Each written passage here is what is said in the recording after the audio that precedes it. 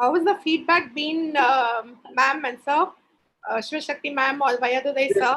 Feedback for so long? Yeah. I will add the panel. I will add the feedback is but fine.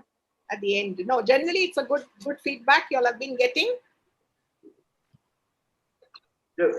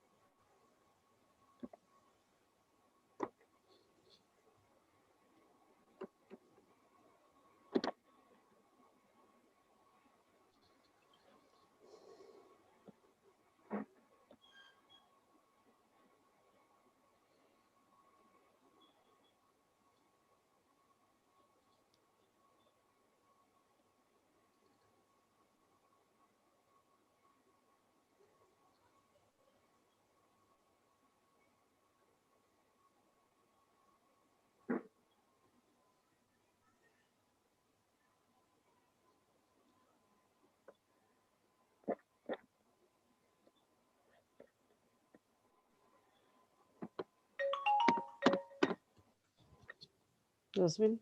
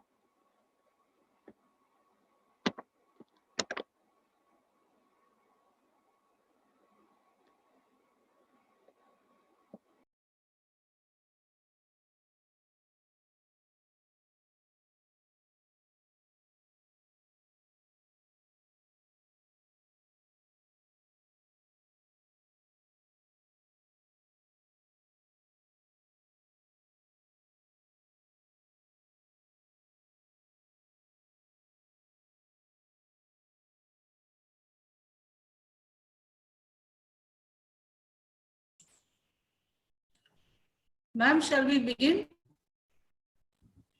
Sister, 5 o'clock. Shall we begin? Yes, sister. Yes, sister.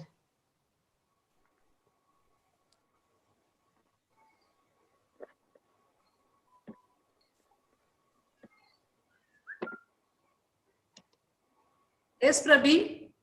Okay, sister, thank you. I'll begin with. Good evening, ladies and gentlemen. A warm welcome to all of you.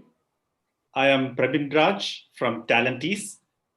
It's my pleasure to be the MC for today. Every form of education system is reformed during this pandemic, and it is not enough. Reform is no use anymore because that's simply improving a broken model. So what we need is not evolution, but revolution in education. We are on the third day of the International Conference on High Impact Teachers for today and tomorrow. Today's discussion topic is Creating a Positive Environment in the Classroom by Mr. Frank Riccio. He is an educator and yoga expert from New Jersey, USA. Well, let me take a minute to run through the agenda for today's program. The program will begin with the welcome address by Mrs. Alisha Talentees. Mr. Pradeep Anthony, the co-founder of Talentees, will introduce the resource person for today, followed by the plenary session by Mr. Frank. And respected audience, you can post your questions in the Q&A option in the Zoom chat or in the YouTube comments box, and Mr. Frank shall try to address as many of them. Some of the audience will be also added as the panelists at the end of the session to make the program interactive as well. We have today Apurva and Yashini to give feedback session or feedback for the session. The program will end with the word of thanks by Mrs. Punita Nancy Talentees. We shall try to stick to the schedule as much as possible, but without much delay, I call upon Mrs. Alisha to deliver the welcome address. Over to you, Alisha. When you teach what you love and share what you know, you open eyes, mind, heart, and souls to unexplored worlds. If your actions inspire children to dream more, learn more, do more, and become more, you are indeed worthy of the title. That title we all live for. Yes, that title is teacher. Today, on behalf of all the teachers, I would like to thank all the students for wishing us on Teachers' Day and for showing immense love and trust in us. We are constantly motivated watching you learn and grow. Thank you for lightening up our lives with all your wishes on Teachers' Day. A warm good evening to one and all. It is a great privilege for me to welcome all of you to the third day of the 7 days International Online Conference on High Impact Teachers for today and tomorrow. I cordially welcome the Chief Patron, Professor N. Panchanatham, Vice Chancellor, Tamil Nadu Teachers Education University, Chennai. Patron, Dr. Sister Amali Anbarasi, Provincial, the Sisters of St. Charles Borromeo, Eastern Province, Chennai. Patron, Mr. Pradeep Anthony, co-founder and COO, Talentees, USA. Co-patron, Professor V. Balakrishnan, Registrar IC, Tamil Nadu Teachers Education University, Chennai. Co-patron, Sister Sabina Jose, Secretary, St. Charles College of Education, Madurai. Co-patron, Mr. Leo Fernandez, co-founder and CEO, Talentees, India. Convener, Professor M. Govindan, Dean of Faculty, Tamil Nadu Teachers Education University, Chennai. Convener, Sister Catherine, Student Counselor, St. Charles College of Education, Madurai. Convener, Ms. Ramona Vishwanathan, Director, Talentees, India. Organizing Secretary, Dr. T. Sivashakti Rajamal, Assistant Professor, Tamil Nadu Teachers Education University, Chennai. Organizing Secretary, Dr. A. Vayadurai, Principal, St. Charles College of Education, Madurai. Organizing Secretary, Ms. Angel D. Silva, Associate Director, Talentees, India. A warm welcome to all the special guests. It is an honor to have you all here today. I would like to extend a cordial welcome to all the participants joining us here for the online conference. The resource person for today is Mr. Frank Riccio, educator and yoga expert, New Jersey, USA. He is a person with great insight and compassion. He is going to deliberate on creating a positive environment in the classroom. To be able to listen to you is an immense privilege, sir. Thank you. Let us proceed with the session and gain some perspective. to creating a positive environment in our classrooms as well. Thank you. Thank you, Alicia, for that energetic welcoming all of us. Thank you once again. And as we move to the focal part of the program, I invite Mr. Pradeep Anthony to introduce Mr. Frank Riccio. Over to you, Pradeep. Thank you, Praveen, and I'm really privileged to introduce Frank.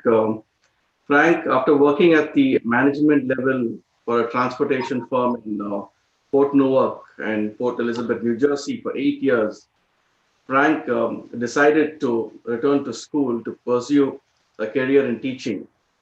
Leaving a high-flying job, he wanted to get into teaching. So he gets back to school and he received his bachelor's in education and certification in early childhood and special needs. He accepted a position of a transitional kindergarten teacher with the Newark, New Jersey public schools. He taught the special needs class for 3 years until the grant ended, in which he was offered and accepted teaching as a regular kindergarten class, a position he endured to and stayed until retirement. During that time, administrators from other schools viewed and incorporated Frank's techniques for classroom management into other kindergarten classes. In addition, he created a free after-school kindergarten tutorial program and worked jointly with the Newark Museum to create an early childhood science program. After 25 years, Frank retired from the Newark Public School. Having practiced yoga for 20 years during his teaching career, he received his yoga teacher certification and went on to be trained in yoga therapy for trauma recovery and started his own business, Tall Pine Yoga. He has taught yoga to veterans coping with PTSD at the East Orange VA. And while working with the military at Fort McGuire, he was enlisted to teach yoga to the US Army wrestling team. He worked with those that have dealt with combat, life and death, and high stress traumatic situations, made him decide to approach the local police departments to create yoga program for men and women that protect and serve. Welcome, and thank you very much for accepting our invitation, Frank, and we look forward to your talk. Thank you once again, and over to you, Praveen. Greetings to everyone. He's going to say something. Oh, yeah. Oh, no problem. So, Pradeep, thanks for that beautiful and brief introduction. Now, please, Frank, you can take charge of the session. Please. Sorry for stepping on your introduction like that. I apologize. Greetings to everyone. I'm honored and privileged to be in the company of such dedicated educators. I would like to thank the Tamil Nadu Teachers Education University, the St. Charles College of Education, and Mr. Pradeep Anthony of Talent Ease for presenting me the opportunity to be here today. I give congratulations to you all on your decision to make teaching, which is a selfless endeavor, your field of endeavor, one that requires patience, understanding, perseverance, and creativity. So we're going to share screen now.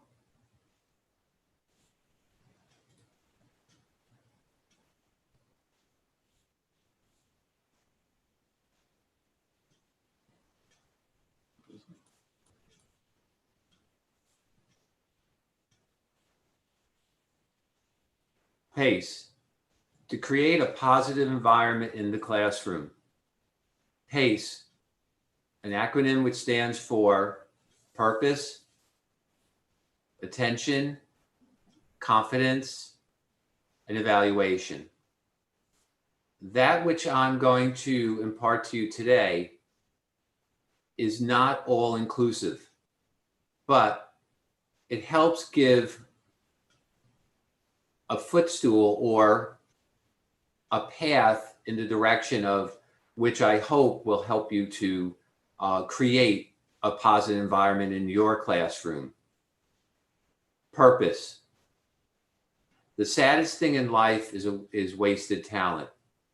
This is a quote that I heard from the movie A Bronx Tale. It's where Robert De Niro talks to his son, says this to him because his son is starting to get allured by the gangster life. This is what we need to incorporate into our own students, into our own lives. We each, as individuals, have a talent. Our talent as educators is to impart information to our students in such a way that it inspires them to continue on that path. Purpose. In order to do this, we need to know what our definite chief aim in our classroom is. Definite chief aim is taken from the book by Napoleon Hill, The Law of Success. He defines purpose as a definite chief aim. Now, it's very easy to say, well, my purpose is to teach children, but it goes much deeper than that. It needs to be grounded in something so much more deep. It can be brought about by inspirational readings, text, scriptures, maybe from the Eightfold Path, and Christianity, the Fruits of Spirit, the Yoga Sutras. It goes on and on. But our purpose needs to be grounded in something that will create value. We need to find and nurture the talent potential of each student.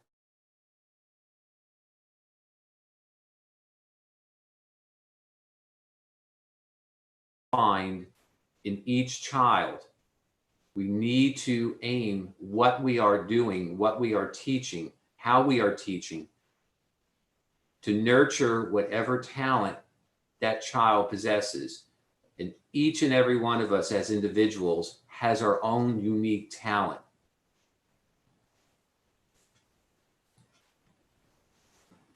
Teacher responsibility, obligation to create in each student a sense of value. We need to incorporate into our teachings, into the atmosphere, into the environment of our classroom, a sense of value that each child is of value. There is nothing sadder next to wasted talent than that feeling of feeling less than. So it is our responsibility to make sure that each child feels that sense of purpose, wants to come into the classroom, knows that their lives mean something, that they're not just there to occupy a seat. To be understanding and accepting as opposed to tolerant. Tolerant means, in so many words, that there's something that bothers us, and either we can't or we don't want to change it, so we put up with it. In the classroom, in the way we conduct ourselves, in how we impart what we need to our students, we need to understand and accept where these children are coming from. Now, in my teaching career, I taught in Newark, New Jersey. The area I taught in Newark, New Jersey, the police referred to as the Wild, Wild West. The reason for that is because it was high poverty, high crime, drugs, street gangs. In fact, I became friends with some of the police officers in the area. And when I would tell them that I would go and visit some of the students and where the addresses were, they would say to me, they don't even like going into those areas.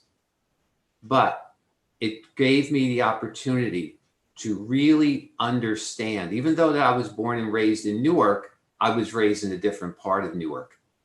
So it gave me the opportunity to really understand where these children were coming from, where their parents were coming from.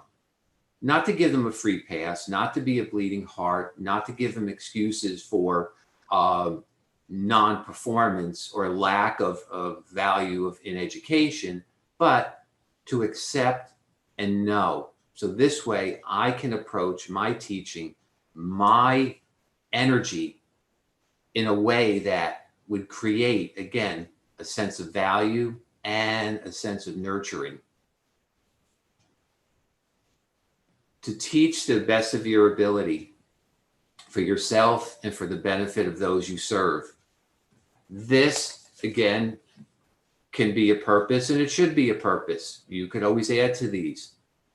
But in the classroom, we need to do that. We need to ascertain that level so that we can be of most benefit to the children that have graced our classroom, to teach to the best of our ability, to not only know the material in and out, but to be able to impart that, to teach that in a way that these children are inspired. And it doesn't necessarily mean that they're going to go in a particular field that we teach. And I'm talking to those that teach a specific subject matter, or even those that teach in the elementary classrooms where you may be teaching a variety of subject matter.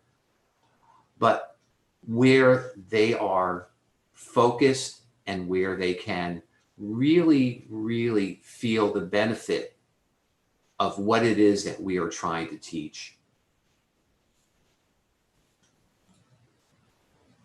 Attention, point of focus. How we bring our energy into the classroom to prepare as to what you would have accomplished in your classroom and in your students and in yourself by setting intentions that are positive. This is one of the ultimate that had really, really helped me to give my best in my classroom and to my students, to the parents, and to the community by having the intentions of being positive, of feeling good, of focusing on those things that are positive and not getting mired in what I couldn't do, what was negative, etc., etc., etc. Visualization. Sitting down and just taking a few minutes and just imagining, using that great source that is your imagination, that is your creativity, of visualizing how you see yourself, your classroom, your students, your school. How is it that you would like it? Not what it is, but how you would like it to be, and focus and give emotion to that. And that's how our thoughts create so much energy. And that's how things start to move into a more positive direction. And for self, giving time to meditate. I know the excuses are, and it's true. Some of us have children. Some of us are taking care of older parents. We have household responsibilities, et cetera, et cetera, et cetera. But if you can, give yourself time, 10, 15, 20 minutes, whatever you can manage, to just sit, breathe, focusing on the breath to help unclutter the mind. We are inundated with so much information, especially from the media that is negative. And that with the responsibilities of our family, our household, and then our teaching career. And it becomes very, very easy to get caught up in that negativity. By giving yourself time to decompress, to just breathe, and to just free yourself from all of that, not only helps your blood pressure, not only helps to help your cardiovascular system, but it also helps to just give yourself a feeling of ease and well-being. Now, as you observe the enormous differences in the effort that people apply and the results they achieve, you have to conclude that there is more to the equation of achieving than action alone. This is from another book that I was really fortunate to come across during my teaching career. The first one was Napoleon Hill's The Law of Success. This one, The Law of Attraction, and it really drove home the point of let me use the biblical term for it. What you sow, you reap. Basically, what you focus on, that is what is going to become more dominant in your world. That is what you're going to start to bring into your world. And as you become more negative, you'll find that the things that you need to do will become taking more time. They become harder to do. Whereas opposed to when you focus on that which is positive, that which makes you feel good, you start to see that even those things that were the most arduous become so much more easeful. You look around you.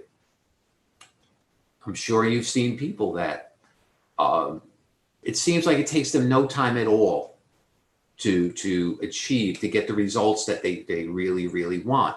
And then there's others that it seems that they're constantly working harder and harder and harder. And it doesn't seem like what's the old saying?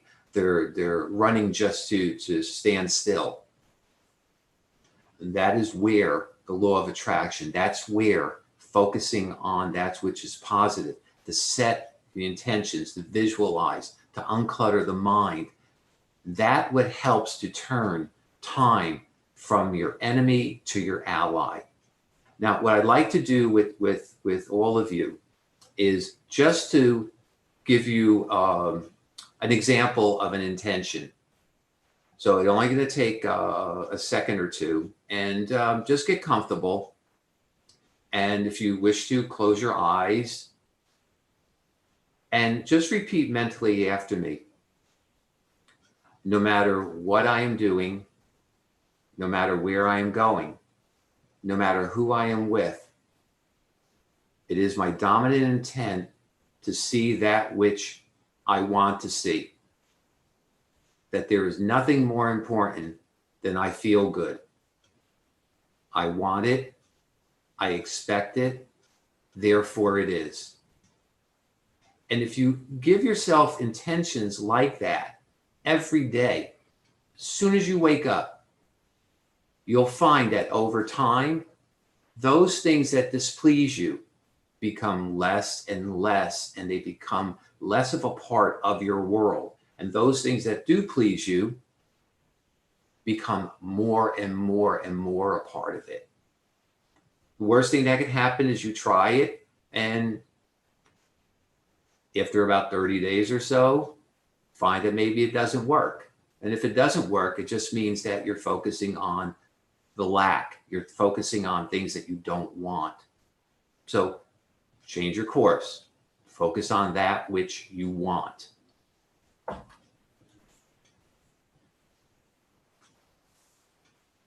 Now, I do want to add one thing to the focus, one quick point. If you begin to find that you are focusing on that which is negative, change your course immediately. It's like a snowball going downhill. As you focus on things that are negative, it'll start to build. And just like that snowball going downhill, it'll start to get bigger, it'll gain more momentum, and it'll start to get more powerful. And then what you'll find is that you'll start attracting those people that are negative as well. And they will add to that negativity. And you can't fault them because you invited them into your world. So as soon as you start feeling negative, do your intention. Start looking around you. Focus on things that feel good, things that are positive. Now, confidence, trusting in self. This is established by finding joy in student and teacher accomplishment. When you see those things that are working in your classroom, things that when you see your students excelling, when you see the student that just wasn't getting it, and then all of a sudden there seems to be that little spark, and then they may not get entirely, but you see something moving in the right direction. That you focus on. That is joy. That builds your confidence. That makes you know, that makes you trust in self. Focus on your strengths as well as weaknesses. Now, I used weaknesses only because that's a term that is very, very familiar to us. What I like to say in substitute of weaknesses is those things that you have yet to be proficient in. Now, of course, there's things that we are very strong in. And the things that we are not strong in are those things that we tend to try to avoid. Funny thing, in the yoga classes that I teach, the poses, the asanas that people love to do are the ones that are easy. The ones that they really dislike are the ones that are hard. So why are they hard to them? Because one of two reasons. They are hard because they don't practice it. And then they don't practice it because it's hard. So that's what we do with those things that we are not so proficient in. So as you focus on your strength, focus on those things that you are not as proficient in and gain proficiency in that. Be uplifting. Be the person that other people want to gravitate to. Be the person that other people wish to seek out. Always a confidence builder. Always, always. When you have people that are gravitating to you, that want to be with you because you are uplifting, you are joyous, you want growth, you want to see yourself succeed as well as others, you'll find that people gravitate to you. And seek out and emulate those that are successful. When we see people that are proficient, people that are successful in whatever area, emulate that. Take what's positive of what they're doing. Now, not everything they're doing is going to be positive. Sometimes it's not, but focus on that which has made them successful, and seek it out, emulate it, and incorporate it into what you're trying to do.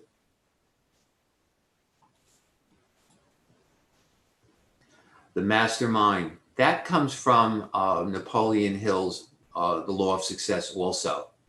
Now, what he found was that those that were successful didn't know everything there was to know about everything. They failed more times than they succeeded. However, one thing that they really had in common was that they understood that they didn't know everything there was to know about everything. So what did they do? They found the people that knew what they didn't, and they utilized those people to make themselves successful. So socialize, dialogue, exchange ideas with others who are uplifting, joyful, knowledgeable, and supportive. And those that want growth, and for those that want growth for not just themselves, but for students, in order that they both can succeed. Now, one thing I want to impart very quickly is that the more that you seek out these kind of people, the more you will find that they will want to seek out you, because they find that you are of that same mastermind, that you want to be those that are successful and that you want to be successful yourself.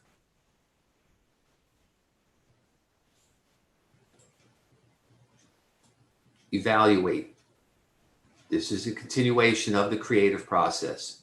Revisit what you've done on a daily basis, whether interactions with students, parents, colleagues, or how a lesson went. Utilize others, as in the mastermind, in your evaluations. Continue to educate oneself and know that there's always something new to learn. One thing I used to always do was at the end of the day, whether I spent an hour or more or whatever in the classroom, cleaning up, setting up, or what have you, I always took the time to just go back and think about what happened during the course of the day. Something I said, something I did, something I didn't say, something I didn't do, how I interacted with others. Could I have said something a little bit better or phrased it a little bit better? Could I have interacted with a student and maybe done something a little bit different to get that child to understand what I was trying to impart to them? Utilizing others is a great way to evaluate where you are at. Sometimes we go from one extreme to the other. Sometimes we give ourselves too much praise, and sometimes we're overcritical. Overcritical is something that I had to overcome. No matter how good of a job somebody told me I did, I always came up with reasons why I could have done better, which is good in a way. However, it can be self-defeating. So you got to find that balance. And others, again, mastermind, those people who want growth, those people who want you as well as themselves to succeed because they see in you what they see in themselves, which is that they want the best. They want their children, and I say children because that's what I used to refer to the students in my classroom. They want their students to reap the benefit of what they are trying to instruct. And also know that there's something always new to learn. Always something out there. It helps you to be fresh, to not be stale. It's easy once you start getting into that one vibe, that one flow, that, oh, this is working, and then you continue exactly the same way. But as you go along, find out new strategies. Of course, know where those sources are coming from. You want to know that they're reliable sources. But seek out new strategies, new ways of teaching the same thing, and incorporate that into your classroom. Oh, I just said the same thing. I was a little ahead of myself, sorry.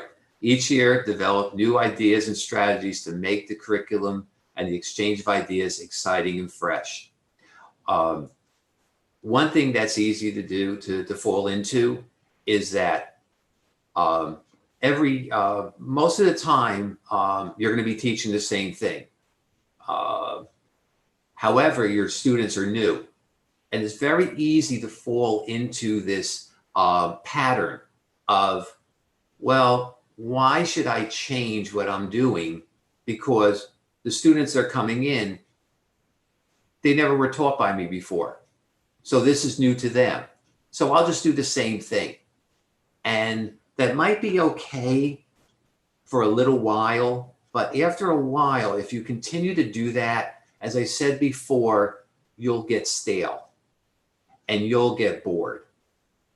And there won't be this positive, wonderful, free-flowing energy in your classroom. And your students will pick up on it. And when they pick up on it, they will start to get bored.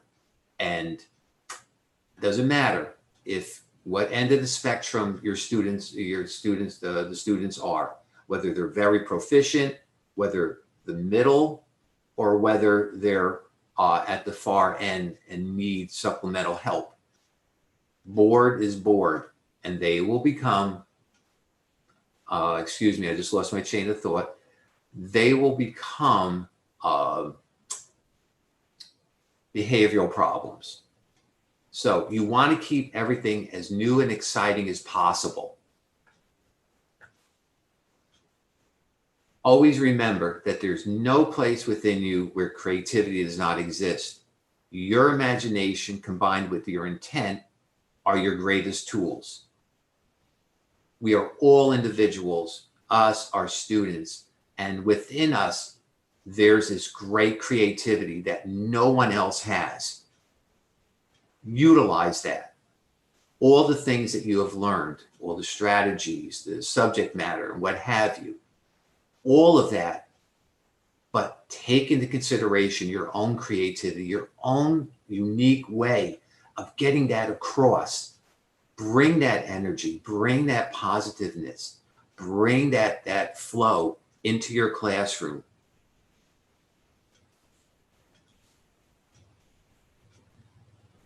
Now, not only preparedness, not only having a plan, the tools to implement that plan successfully, but the ability to adjust and rise to any occasion.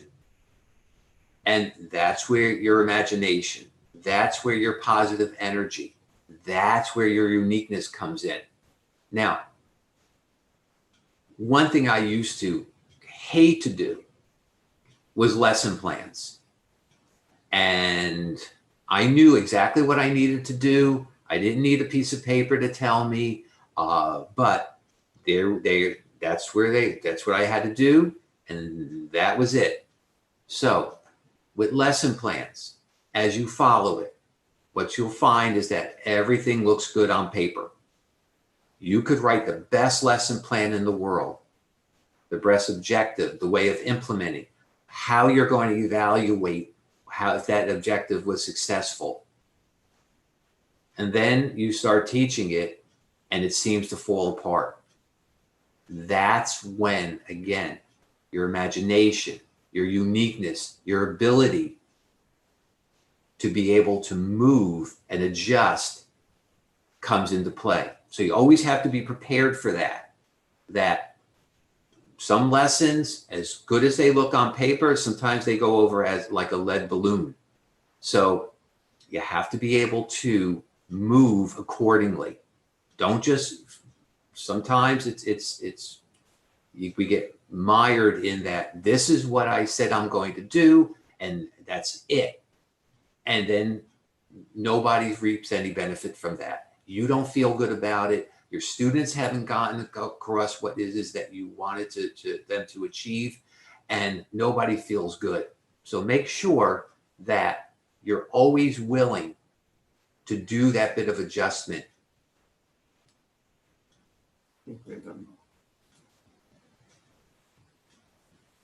And last but not least, the places you'll go. Now, this is where I'm going to bore you for a minute or two and talk more about myself. And this title, the places you'll go, this is from a Dr. Seuss book, which I used to read to my students. I used to love this because it basically gives them a roadmap of how life can be. But in the end, as it says at the back of the book, this book is 98 3/4% guaranteed to inspire. The rest is up to you. So with that, I'd like to just give you, I wanted to just give you my story. Why did I move from management in a transportation firm, which was a very good position? I was happy there, and then decided to leave and move on and go back to school and get my teaching degree. Well, there came to that point where I felt that even though I was happy there, good job, that there was something within me that said to move on. That inner voice, meditation helps with that. And so I gave my notice and I left, and I had no idea what I was going to do. I was unemployed, didn't have the slightest clue in what direction my life was going to go. But I don't believe in coincidence. I don't believe in luck. I don't believe that we are just boats on an ocean, which is the universe, and just being cast about, that we are in control of our own reality, of our own world. And so in that, one day while I was unemployed, my sister asked me to drive her to one of the local bakeries, which I did. And I was sitting in the car waiting for her. And as I was waiting, I happened to see that there was this little boy with, I'm going to assume was his grandfather. And the grandfather bought the little boy a hot dog. There was a hot dog truck there. If you don't know what a hot dog is, I apologize. Google it. It's very popular here in the US. Anyway, so after the grandfather gave the little boy his hot dog, he turned around and started to talk to this woman. In watching the boy, I happened to notice that he would occasionally swing his head around. It was a motion something similar to this. Now, later on, I found out that those that have autism or different degrees of retardation are no different than us. They develop habits. Now, I don't know if it was a neurological thing with him, or he developed that habit. But every once in a while, he would just swing his head around like that. Well, he did it once, and the hot dog fell out of his hand. And something came over me, and I sat in my car, and I cried. And I always make reference, I cried like someone's grandmother. And I couldn't control myself, and I really had to pull myself together before my sister got into the car, because my sister, you know, she's my big sister, so if she saw me crying, she would immediately get upset too. But what came over me was, my God, this child can't even enjoy a hot dog. And there's so many of us that don't appreciate what it is that we are, what we have, what we do, and especially those that go about and create things that we don't particularly like. And at that moment, I decided I was going to go back to school and get my teaching degree. So I went back to school. I majored in education. I got my 3 certifications in early childhood, elementary, and special needs. And then when I received my, how can I put it, offer from the Newark Public Schools to teach traditional kindergarten, which is a special needs kindergarten, I accepted. And from there, I started teaching regular kindergarten. But that is how my path how my path led me to teaching. And then after that, when I retired from practicing yoga for almost 20 years before that, before my retirement, I decided to become a yoga teacher. I got my certification and have been teaching now for almost 10 years. So I do wish to thank you for letting me speak to you. I hope it was insightful. I will say that I have been a bit nervous. I'm not used to talking in this way. Same thing happens when I give seminars at different companies. Sometimes it's a little easier for me to talk with children than it is to adults. So I thank you for your patience and your understanding. And before we start to take any questions, or as one of my college professors used to end his sessions with, he used to ask, are there any questions? And then when nobody said anything, he says, well, are there any answers? So before we get into that portion, I would just like to close at least this portion with the way I close my yoga classes. And this was taught to me when I trained in trauma therapy for, yoga therapy for trauma recovery. And do this at the end of every session, whether it's with the veterans, military personnel, or in my other yoga classes. But if you don't mind, let's bring our palms together in front of our chest. Let your thumbs rest on your sternum. Lift your heart towards your head and bow your head in honor of your heart. And see if this brings you to a place that feels like appreciation. And think of one thing in your life today that you are truly appreciative for, and acknowledge it silently.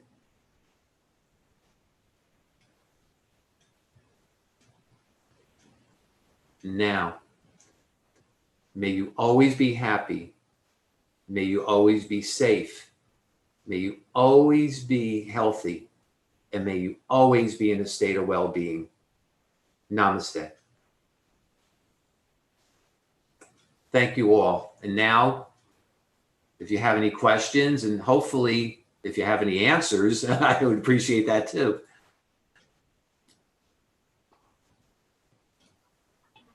Thank Hello? you, Mr.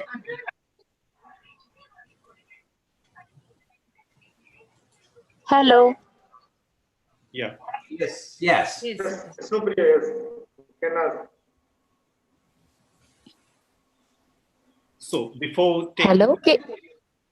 before taking into few questions, so if the audience have got any answer, as Frank was suggesting, if anybody have got any point, you can put in the chat box, whether it is in Zoom or in YouTube.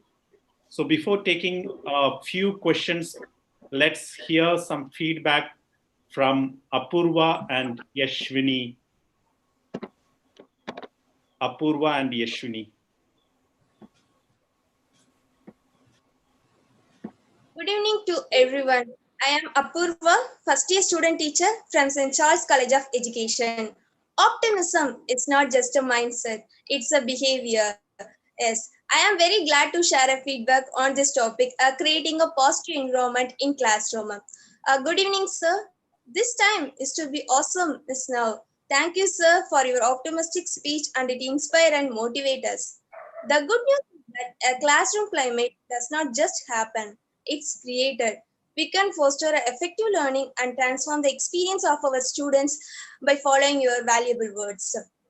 Thank you, sir. We assure you, sir, we notice and we reinforce the casual positive interactions with our students, and we nurture a positive relationship with all the students.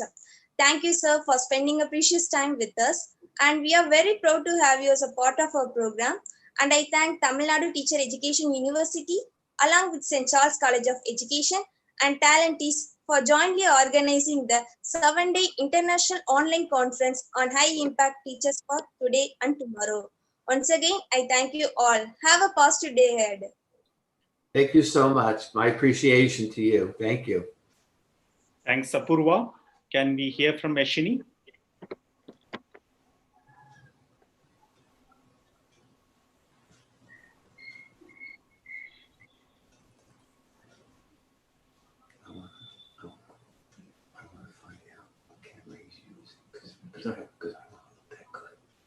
Yashwini?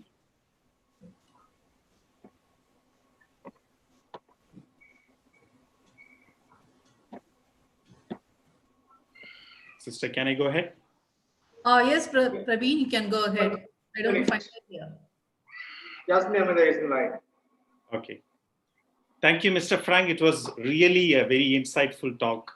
And you are speaking on that PACE model, right? P for purpose, A for attention, C for confidence, and E for evaluation. So it's really insightful for us. And I really appreciate you because of we were able to get your accent because of some of us from Tamil Nadu and India.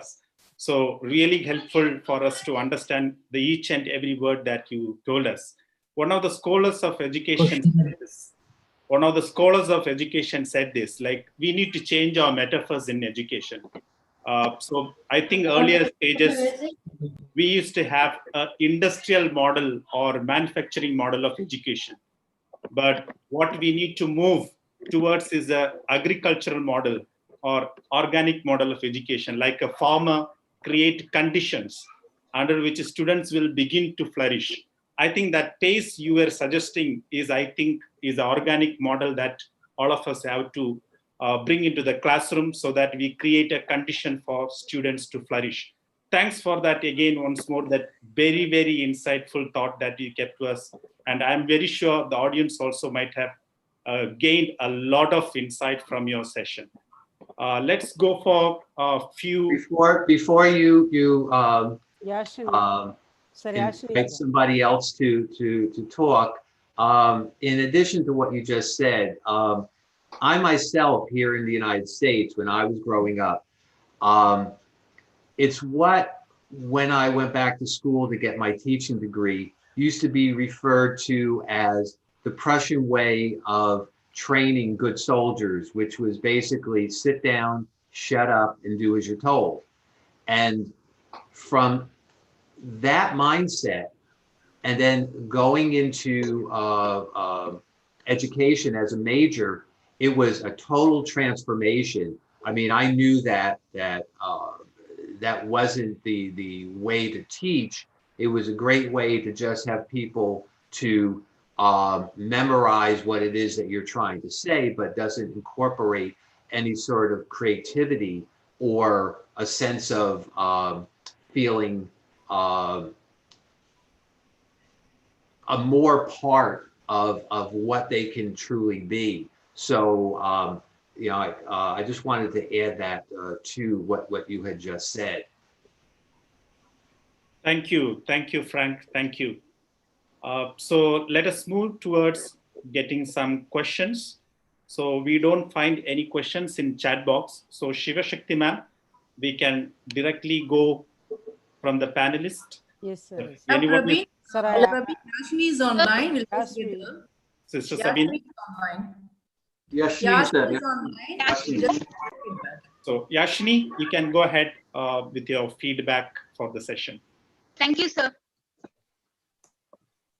All our dreams can come true if we have the courage to pursue them. I'm happy to take part in the conference for building excellent relationships and networking for future and better teaching experience. The organization of the conference was amazing. The presentation was in a good scale and translucent.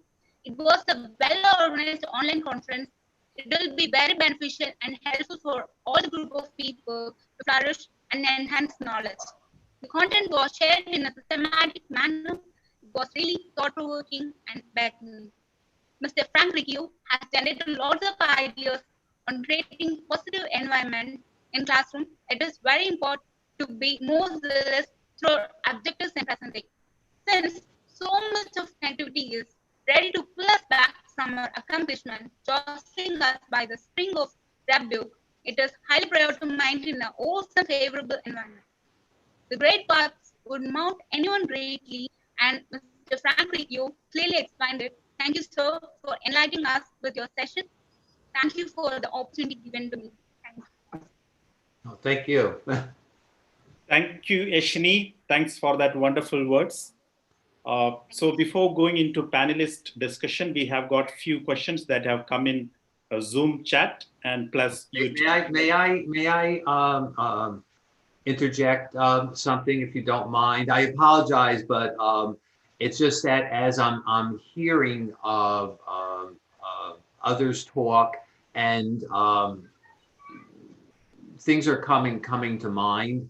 I understand, if you don't mind.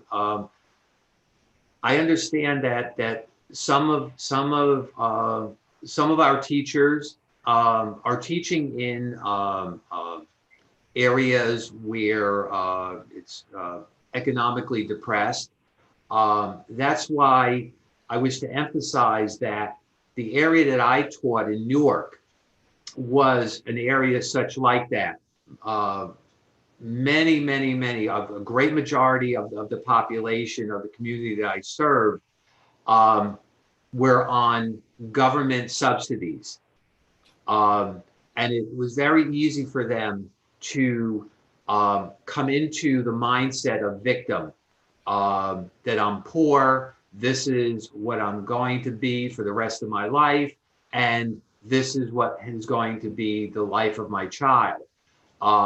So it was for me to instill, especially in the parents, the value of education, to do, in fact, what I had imparted to all of you, that sense of positive, to focus on that which can be appreciated and to focus more on what you want as opposed to what is. Thank you. Thanks. Thank you, Frank, for that input from your side. So few questions we have got in the chat. So I'm colliding few questions together. And if you are able to answer, please. So there is a question here is how to create a positive environment when working with special kids in an inclusive education. Following with a question, what is the best way to motivate the teachers and make them to adapt to that situation and start accepting these children? Yes, Frank. Well, you have to look within yourself to find out, why am I working with these children? Why do I want to work with these children? If you're not seeing the potential in them, as opposed to there's a lot of pitfalls that you can stumble into when you're working with children in poor areas or children with special needs, and that's the bleeding heart syndrome. I found that during the course of my career, there were quite a few teachers that would only last for a year or two because they came in with this bleeding heart, all these poor children mentality, and that you don't last very long with that. So there's a need to first go within yourself. Meditation helps, and find out, what is my purpose? Why am I doing this? Why do I want to do this? And then focus on what these children need and what you can do to give them that. Finding out what their potential is. When I was doing my student teaching work, I went into this facility, which at that time, the children were classified as severely and profoundly handicapped. Some of these children couldn't even move. Everything had to be done for them. And it would be very easy to look at them and say, well, what is their purpose? Why are they even alive? And there was this one girl, again, everything had to be done for her. She was legally blind and deaf, couldn't speak. And the teacher went over to her and just stroked her cheek. And that child's face lit up. I mean, it smiled that if you didn't smile along with that child and saw the beauty within that child, then you would really have to go back home and reflect on what you are. So it has to be where you find your purpose, and then you find what you can do to benefit these children. Because if you're questioning, why am I here? What am I doing? Then you don't need to be there. I hope that answered. If it did not, please ask me the question again, and I'll be maybe I'll be able to touch on points that maybe I did not. Yeah, so I think you have answered the question that I asked for, but I think a person who asked might have got. So I'm moving towards the next question. I think can you suggest some points on how to train slow learners in the classroom? One. The second one is related to it. How shall we develop mental health in adolescents? Yeah, these are the two questions. Well, to help someone who's not proficient in a specific subject area, that's very broad because I don't know what a specific the specific teaching situation is. Now, if it's like here, let's say a special needs class, you might have as few as maybe 4 children in the classroom. When I taught, I had up to 22 children in my classroom. The teacher that posed that question might have more than that. So what I can say is it would have to take, first of all, take time. And do you have that time? Do you have the resources to instruct that child separately? Would you be able to spare the time after class? Break it down into more basics for that child. I don't know the subject area, and odds are that if you did say what the subject area is, I would not be an expert on it. So that's a very, very broad question. And unfortunately, I can't give a broad answer to it. Again, if the teacher can spend time before or after class, that would be of great help. If you could bring the parent in and instruct the parent on what they can do at home to help the child in that particular area. It may be across the board, but those are some of the things that I can offer.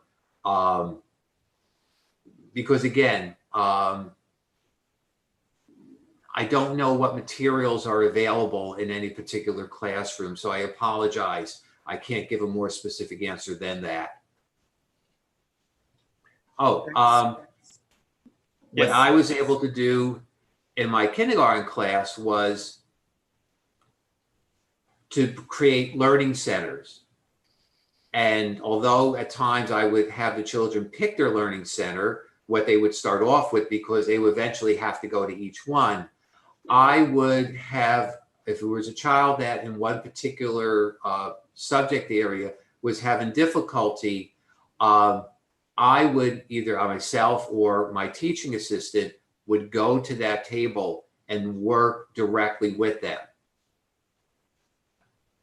Again, my scenario was different. It was kindergarten. Thanks, Frank. Thanks for that insightful input too. I'm moving to the next question.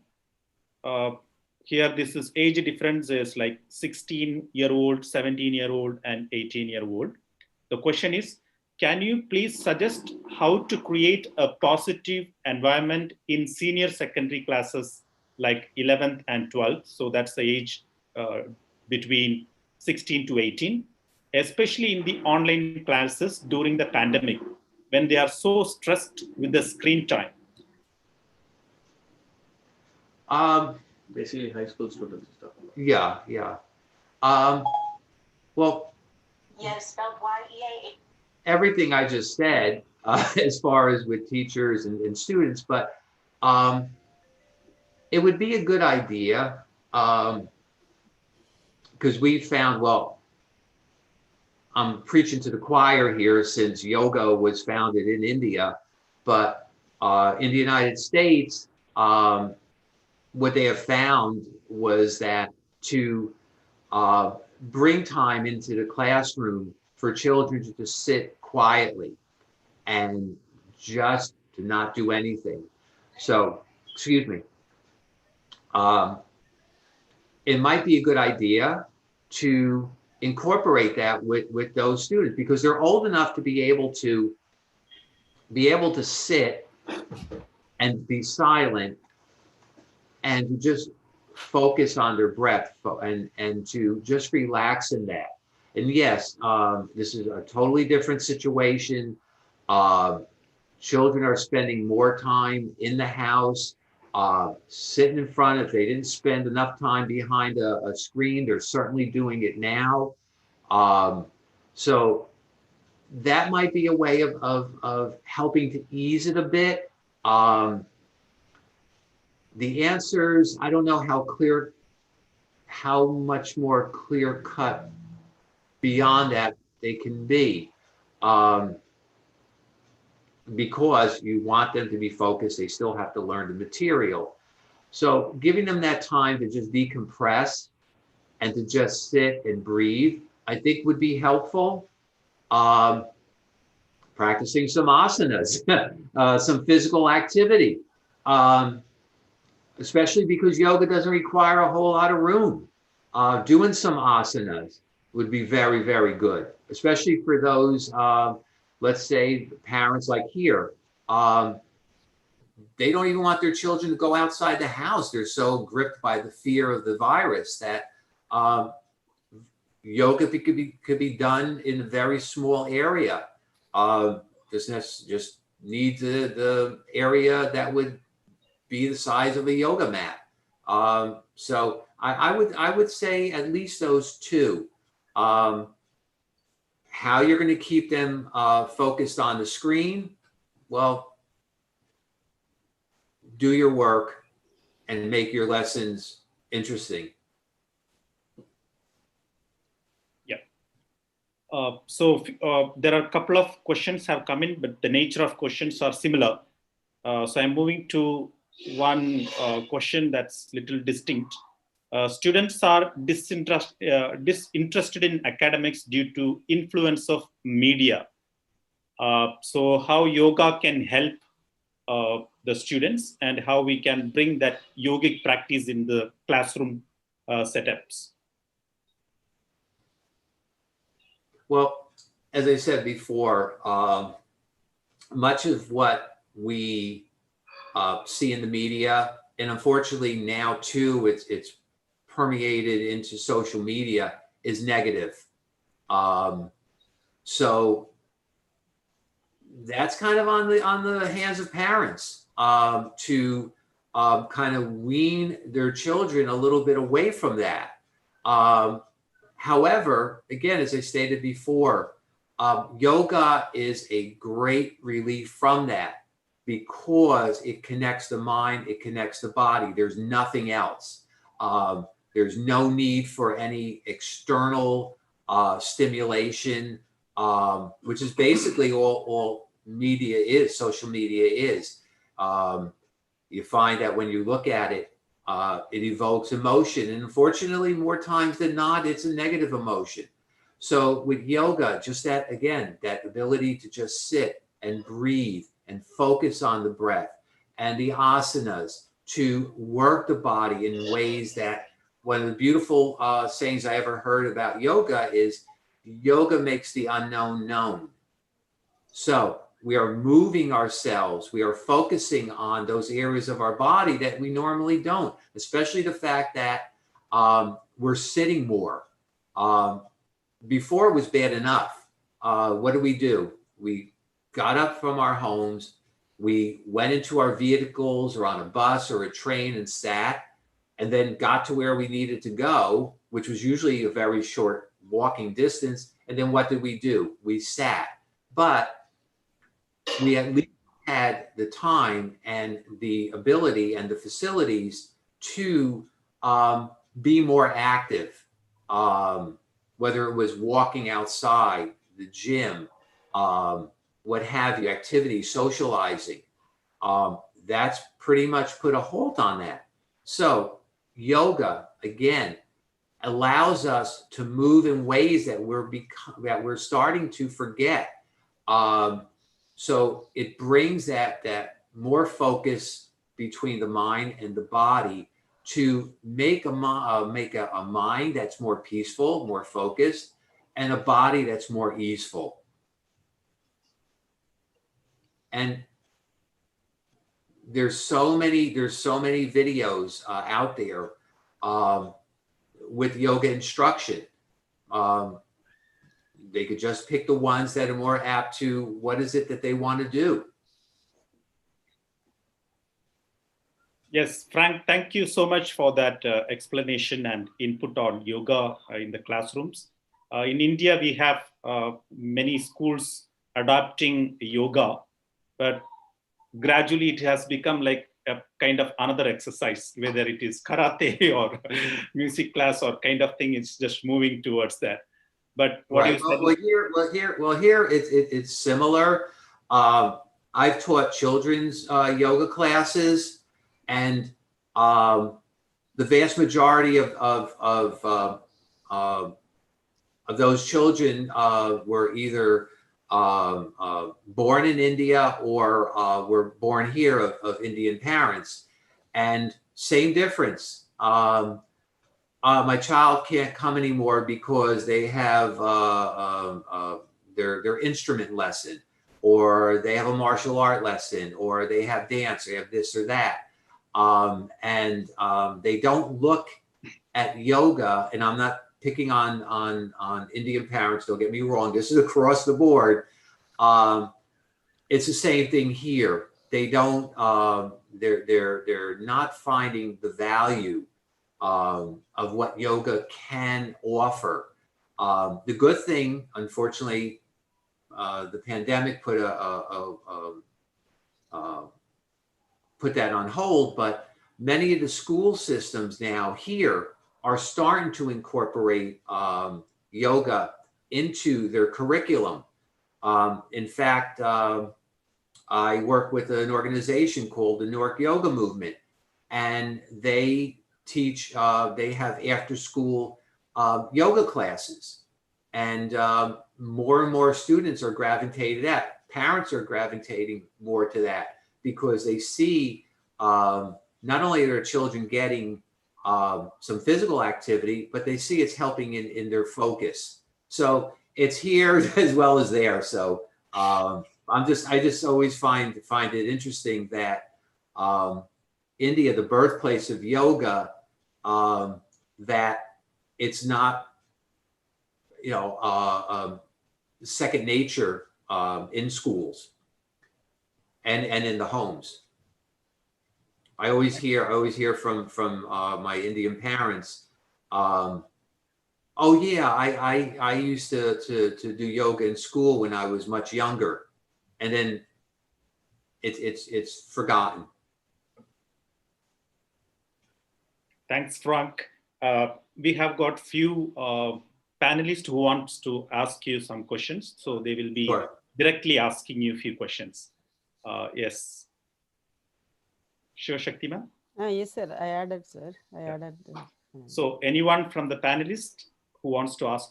Yeah, Mr. Govind. Happy evening to everyone, and Mr. Frank, very good evening. Very nicely presented. This is Ravi Govindaraj from Qatar. Very nice to meet you. Thank you. Very nicely presented. Thank you so much. But that was my question. Someone has read my mind, and they've taken it yoga, because you said yes. There are many links are there where we can look at. But being an Indian, we need one section, one class, maybe for physical education or kind of thing. We need a master to stand there with the stick actually to go for it. So I would think in India there's not a shortage of yoga masters. There are plenty. Actually, Mr. Praveen Raj will agree with me, I believe. In a week, probably we are having 1 or 2 classes for which is allotted for the physical education. Probably yes, we can provide that. But yoga, yes, it is. When you say that, no, I also know was that those words are snapping me, because I am also yet to start. So, however, it was very nicely conducted. Thank you so much for the opportunity. Super. No, thank you. I appreciate that. Thank you. Thanks, Govindraj. Anyone? Yeah. Good evening. This is Abigail here. Abigail, please go ahead. Yeah. The presentation was well presented. I liked every part of it. But I'm from a different faith, and I don't agree to yoga being a remedy to be a teacher's positivity, creating a positive environment in a classroom.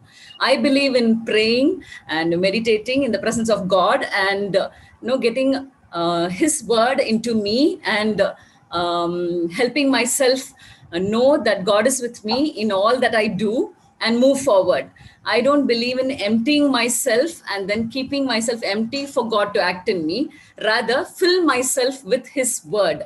So, in which case, I was feeling yoga is not that practical when I go into a classroom. When there are many schools, of course, many educationalists are encouraging this. But I'm from an environment where we don't have this practice. And yet, we are able to create a positive environment through I don't believe in vibes.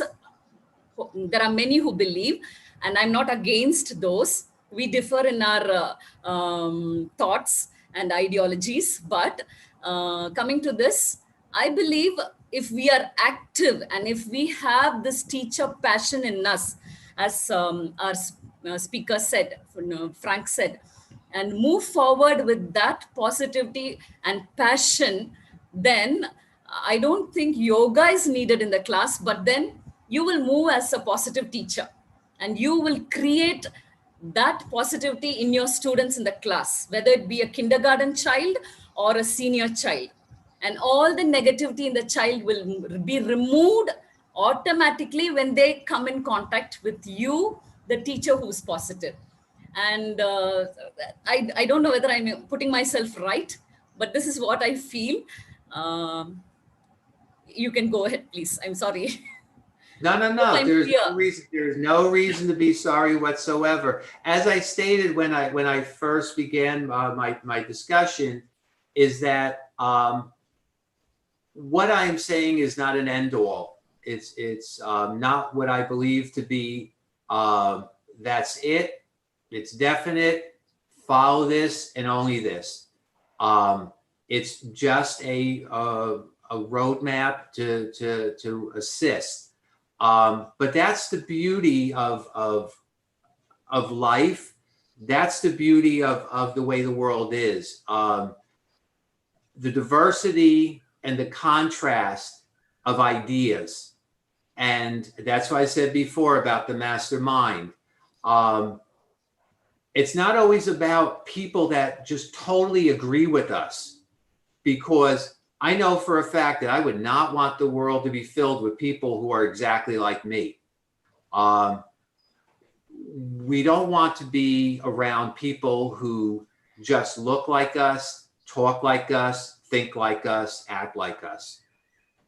I believe that the way we expand, the way we grow, is by being amongst people who can give us new ideas, that diversity, that contrast of ideas and concepts, as you just imparted to us.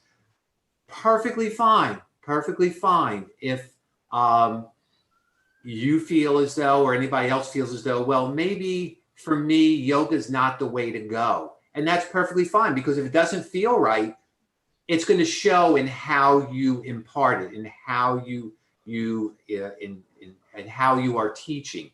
But again, let's be clear on something. Yoga is not a religion.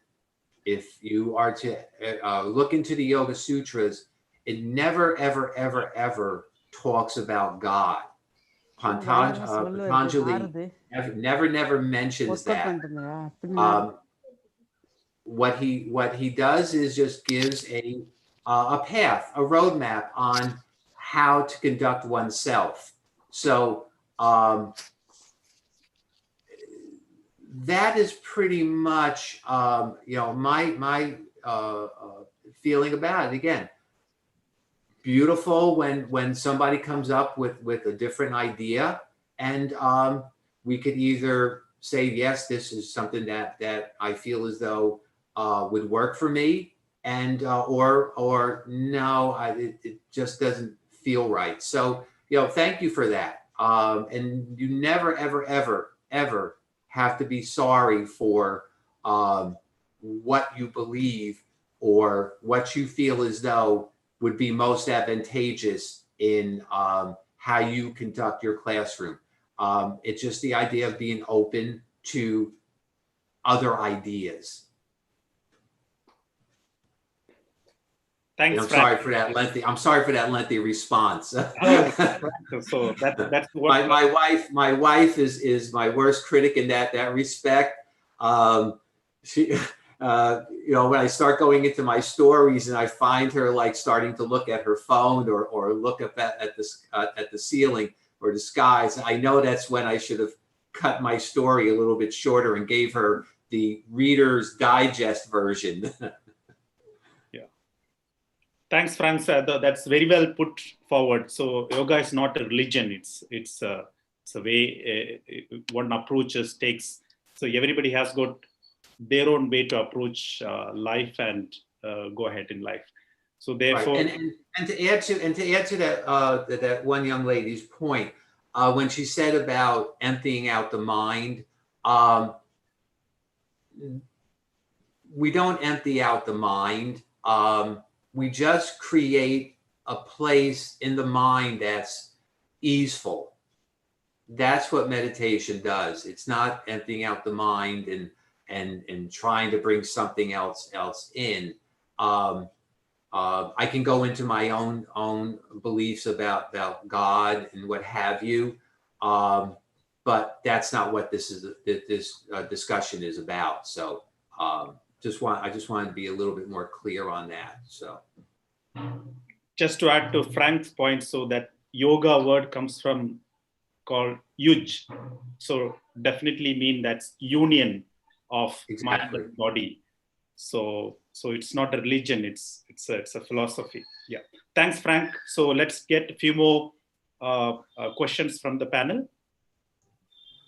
Yeah, good evening. Yeah, Vimala here. Yes, Vimala.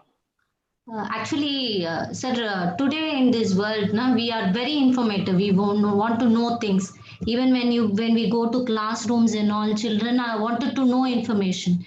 Even my niece, who is UKG, she wants to know many information. She wants to know things and all. So we are in the informative world. How can yoga give us the informative diet? Like we have diet, a balanced diet like that.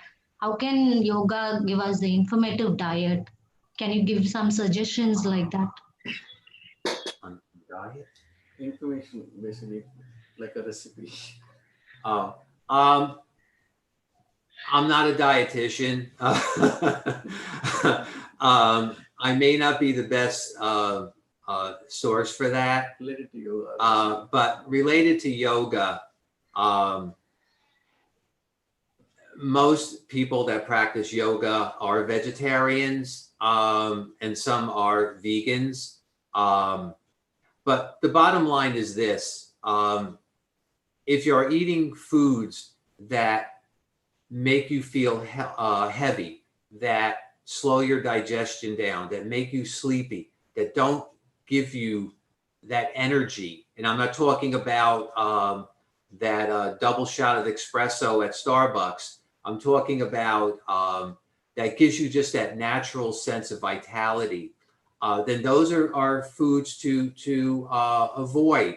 Again, I'm not a dietitian, but I do know that to focus more on foods that are easily digestible. My teacher, Swami Satchidananda, used to always say that any food that you need to drink something with,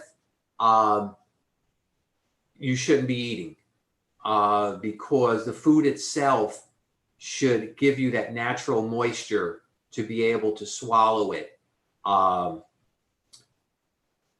trying to think, because he imparted so many things.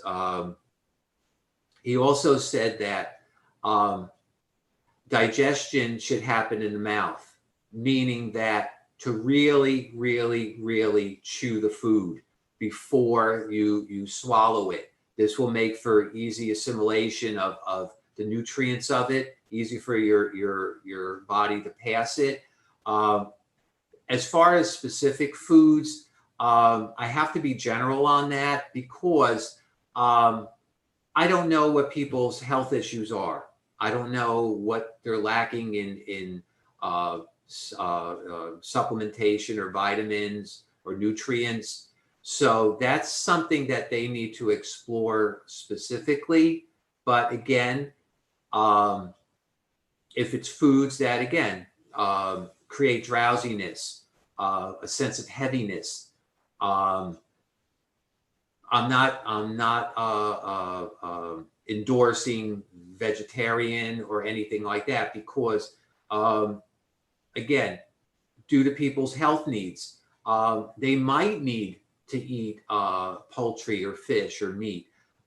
So it's something that needs to be focused on an individual basis. But those few guidelines, again, make sure it's foods that help you to feel light, that feel vitality and energy, and foods that you don't have to keep on drinking something in order to get them down.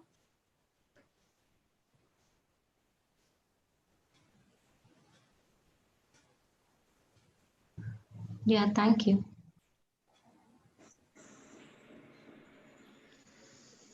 Praveen, other? Sorry, I was in mute. Thanks, Frank. So can we get a couple of questions more? Yeah, thank you. This is Bala Murugan from Tamil Nadu Teacher Education University. I thank the resource person and all the organizers for a wonderful session today. I want to give us some more clarification regarding the views from Sister Abhi Gali. I think something he got that. Yoga is apart from the religion. It doesn't mean that it is a religion based. Yoga, it may be, you can be adapted or not. This is apart from the religion. As a teacher, we cannot reveal at any time these kind of religious-based views, because the students from in country like India, we have a collection of students. They are from different religion, different background, different economical status, different class, different language. So teachers should be apart from all these religious colors and their personal views. So classroom is a place where we have to be very conscious. As a teacher, we should know the decorum, how to deal the students.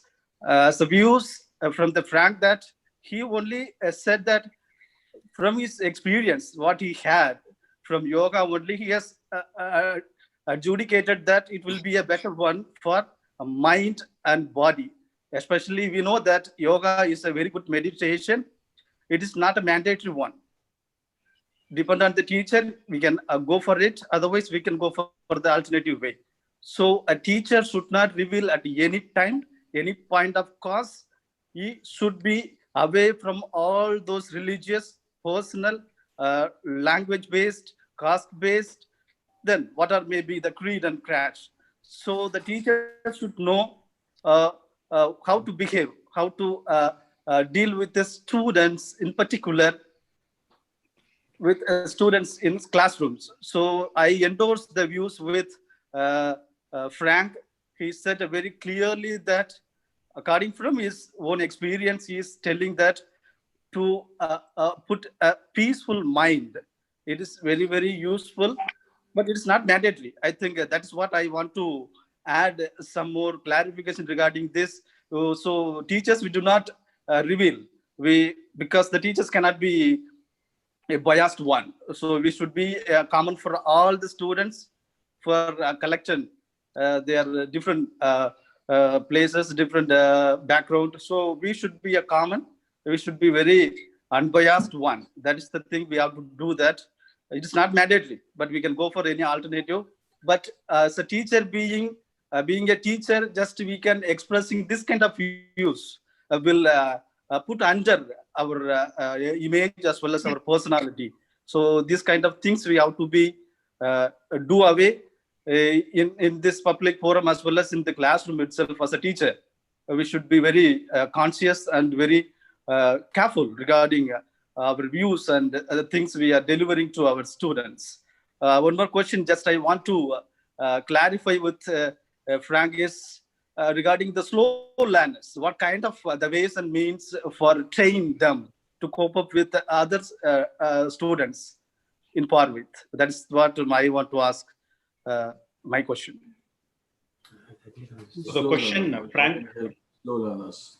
So how to make the slow learners to catch up with the normal learners? That's the question. Well, I touched upon that in a question before. Again, not knowing specific teaching environments or where the classrooms are. The best way to do it is to bring the parents in, to get them involved, to give supplemental help. Perhaps if the child could come in a bit early or stay a bit late after class to help. To maybe break down the subject matter into easier digestible segments instead of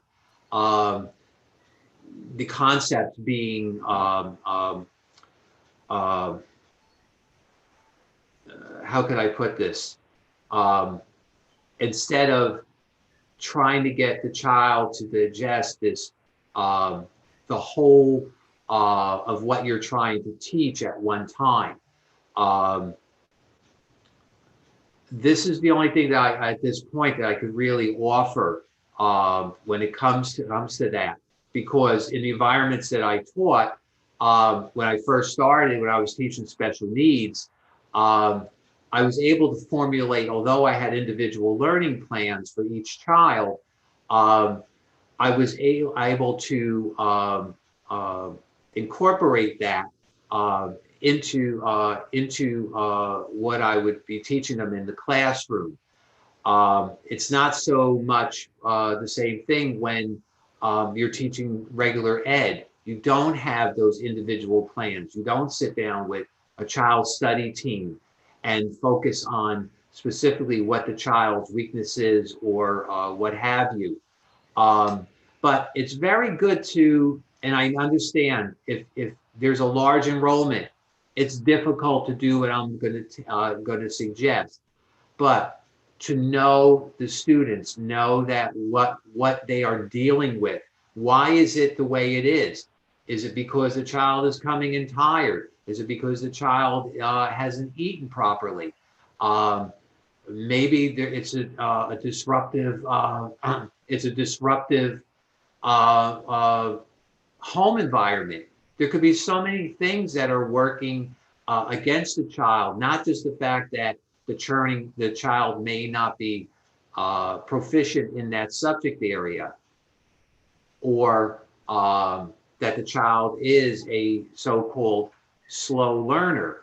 But again, trying to create supplemental help in the form of maybe different homework than you are giving the rest of the class. So that this way the child doesn't become frustrated. See, I had the luxury when I was teaching kindergarten, again, of having learning centers. And I had a teaching assistant. And I had maybe up to 22 children. Well, if you break the class up into 5 learning centers, what does that average out to? About 5 children a learning center. And that's very easy to focus on each individual child as you move from learning center to learning center, and then a teaching assistant. Many of us don't have that luxury. I also want to add to what Bala was asking is kind of a learning style of the child. There's a different types of learning style a child could learn. Maybe identify what is best for that child and help the child to use that style to kind of learn. Maybe some children can learn on the field, some can learn through art, some can learn through reading, or sound, or music. So different kind of things. Usually children are broken up into two groups. There are auditory learners and visual learners. I've always been a visual learner. So incorporate that. Maybe just lecturing, talking. It just goes right over the child's head. I know for myself that when I'm in a seminar or what have you, It doesn't take long for me to start thinking about, I mean, a good joke I like to use is the presenter is talking, and all of a sudden my mind goes to, you know, I really do like vanilla ice cream better than chocolate. You know, and it could be, oh, Lord only knows what the presenter is talking. So I need visuals. That's how yoga has helped me to focus and concentrate. So it's good to know what it is that's going to incite learning in that child. Are they auditory? Are they visual? This might be common knowledge to you as educators, but sometimes we just don't apply it. So that might be an area to investigate. Thanks, Frank. Thanks for answering all our questions. We are way past our schedule, so I think I can call Mrs. Punita Nancy to propose the vote of thanks. Punita, over to you. Thank you. Good evening. So can we take the last question or? Yes, sir. I have one question. So, okay. So good evening. Last question. So we'll close with Ajay Kumar. Yes, Ajay Kumar. Good evening, Mr. Frank. I'm Ajay Kumar from Hyderabad, Telangana state. I have a query with regard to before pandemic, we used to have space learning where we used to take the dull students and make them doing some activity, and we used to make interactive. But during this pandemic thing, we are going for online classes. So how to make these dull students active? Especially, can you light some tips and cues regarding the online classes, making them the dull students interactive? I mean, what do you mean by dull students is again the students who are weak and slow learners. That's exactly. And how can we, and especially during online classes, how to help them is asking. That's an area that it's kind of difficult for me to answer. I don't have much experience with online learning. Again, I've been retired. Excuse me for making excuses. I've been retired for about 10 years now, and everything I did was physically in the classroom. We didn't have the advantage of online resources. It was very, very slow bringing computers and online learning and resources into the school district I was in. As far as trying to initiate more interest in learning during this time, when students are having to spend more time in front of a computer, in front of a screen. You don't, I know I could go on about, I don't want to fall into that negative about everything that you don't have, as opposed to when you're in the classroom. But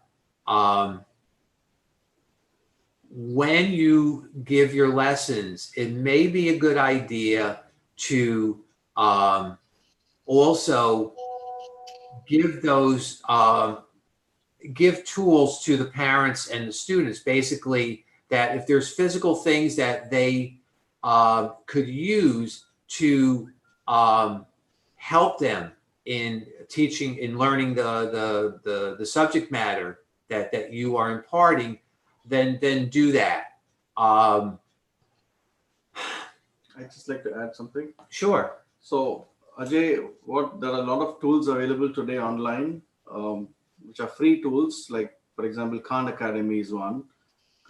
So teachers could use such free tools to assign assignments, to these slow learners or other weak students and make them accountable for those assignments, because they spend a lot of time online. So teachers can help them create accounts, and they could put assignments over there, and they can get points while fulfilling this, while they do those assignments, and they get those points, and it could be a kind of an encouragement for the child to learn better and improve. The other thing also, they could also go, if they are in, for example, in grade 5 or for example, if they are in grade 5, children can go and take grade 4 lessons and learn, to kind of catch up and improve on that, and then come back to speed in grade 5, and they could learn in their own pace. So those kind of tools are available. Many free tools are available on the internet. So that's what I would like to kind of add.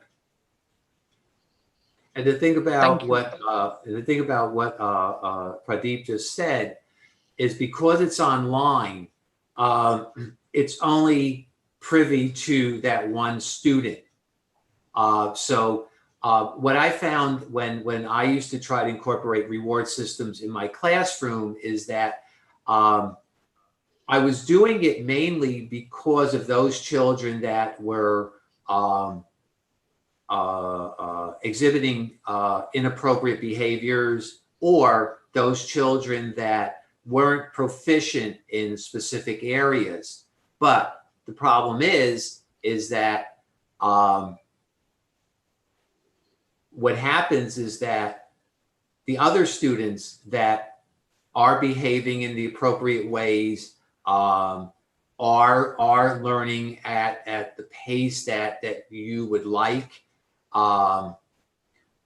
They saw the rewards. So it's like, wait a minute, I'm doing all these right things, but I'm not getting anything. They're just doing so-and-so or just enough, and they're getting all the rewards. So maybe if I stop learning or act out, I'll get some of that. So, I had to spread it across the board so that everybody would get rewards proportionately. But as Pradeep was saying, because the child is isolated to their own learning experience when they're in front of their screen, a reward system is an excellent vehicle for promoting better learning. Also, I think I've heard this question almost 3 people ask, about slow learners, dull student, weak student. I would like to ask back to the teacher community, if one of you can answer, what would you do if you're coming across, right? What is your suggestion? Because when I studied, I was also a very dull student. I was a very weak student in school. And one teacher came up to me, to my mother, when she had come for the parent-teacher conference. One teacher came up to my mother and said, I would like to, take the student under my wings and kind of teach him. And he told my mother to bring him home for tuitions, the evenings.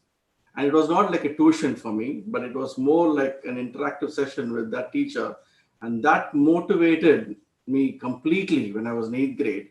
And from that time onwards, I really did well. So I think more than actually teaching the subject, I think that personal interaction with the teacher had with me really elevated me.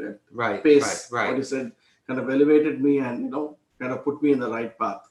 So I think the question all of us to ask as teachers is that, what can I do specifically for that particular child in my classroom? Now what I did was, and Pradeep happened to mention it when he was giving my introduction, was that I created a free after-school tutorial class / program for kindergarten children.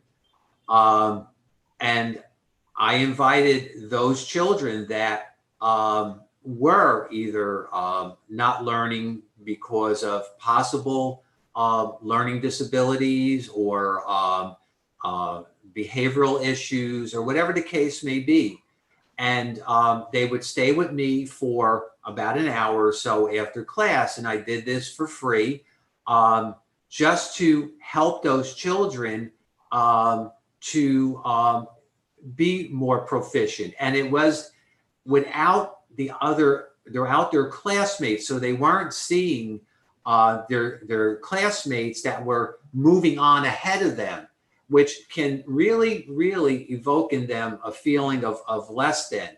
You know, children are, I don't care what age, they're very perceptive.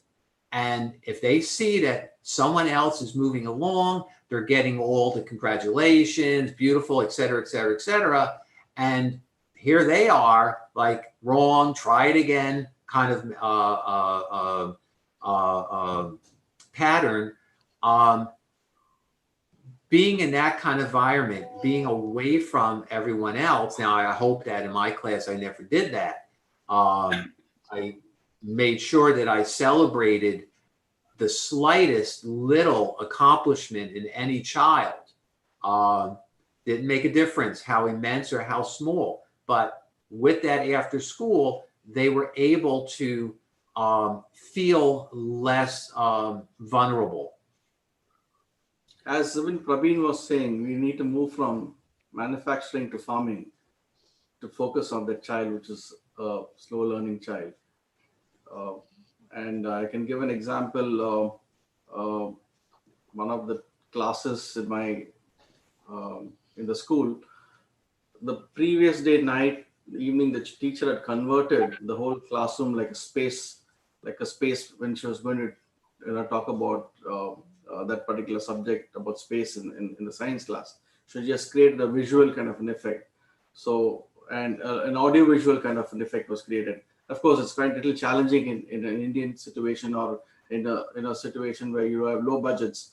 But some way or the other, the teacher could make it more interesting and more personal to appeal to every child. Sorry, Praveen. Thanks, Frank, and thanks, Pradeep. I know there's a lot to share because of you have got that much experience, and I know there are a lot of questions have come from from Zoom, but I apologize to all the all persons who put the questions there. I will not be able to take further any questions, but I am sure the organizing committee will take all that questions and forward to Frank so that we'll be able to answer to those questions already being asked. So without much delay, I call Ms. Punita Nancy to propose the word of thanks. Thank you, Praveen. The students may forget what you said, but they will never forget how you made them feel. Indeed, it is an honor and great privilege for me to present the vote of thanks at the third day of the International Online Conference on High Impact Teachers for today and tomorrow, jointly organized by Tamil Nadu Teachers Education University, Chennai, St. Charles College of Education, Madurai, and Talentees, India and USA.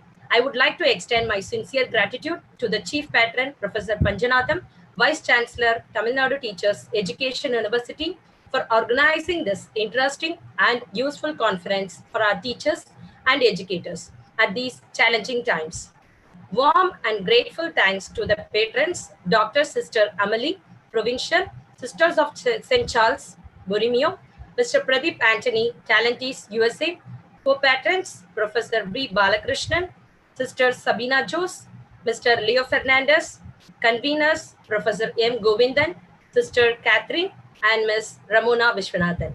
I must mention our deep sense of appreciation for our organizing secretary, Dr. Shivashakti, because of whom this online conference has been possible, and organizing secretary, Dr. A. Vayadurai, principal, St. Charles College of Education, who has been a great secretary, Ms. Angel De Silva, and all other technicians and assistants who gave a great support in organizing this conference. I sincerely thank our today's resource person, Mr. Frank Riccio, for your highly impactful and talk on creating a positive environment in the classroom. Sir, you have given us much confidence to become a reason for the students to have a positive environment in the classroom. The world has been looking forward to the outcome of this milestone event. Thank you once again, sir. Last but not the least, thank you, dear teachers, educators, scholars, and students for your wonderful participation. I am sure that you have greatly benefited from today's program. Once again, I would like to repeat that the students may forget what you said, but they will never forget how you made them feel. Thank you, one and all, and have a good rest of the day. Thank you. Thanks, Punita, with the last beautiful words. Thank you so much. And a quick reminder on tomorrow's program. The discussion will be on the interesting topic, critical pedagogy and reframing analytical consciousness for info age by Reverend Dr. Sebastian SDB from Rome, starting at 4:30 p.m. So please don't miss it. Thank you once again from the organizing committee, and of course, the in charge of all who worked from behind the scene. Once again, thanks. And Frank, we are very humble, you are very insightful, and you are very patient listening. Thank you so much once again. Thank you all. Appreciate it. Thank you, Mr. Frank. Thank you, sir. Thank you. Thank you, madam. Thank you so much. Thank you, Mr. Pradeep, sir. Thank you so much. Thank you, ma'am. Thank you. Thank you, you, Praveen, sir. Thank you, Sabina Jose. Thank you, all the panelists. Thank you, all the participants. Thank you. Thanks, Shivashakti ma'am. Thanks, Sister Sabina. Thank you. Thank you. Thanks, Alisha. Thanks, Punita.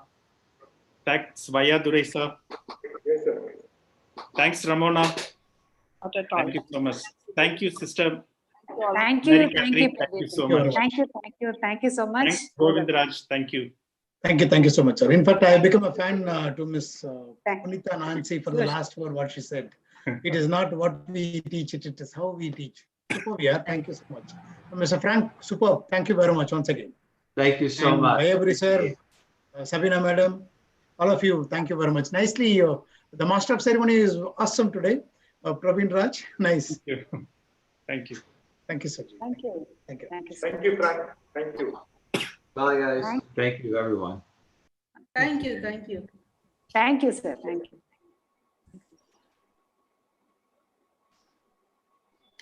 Sir, shall I wind up the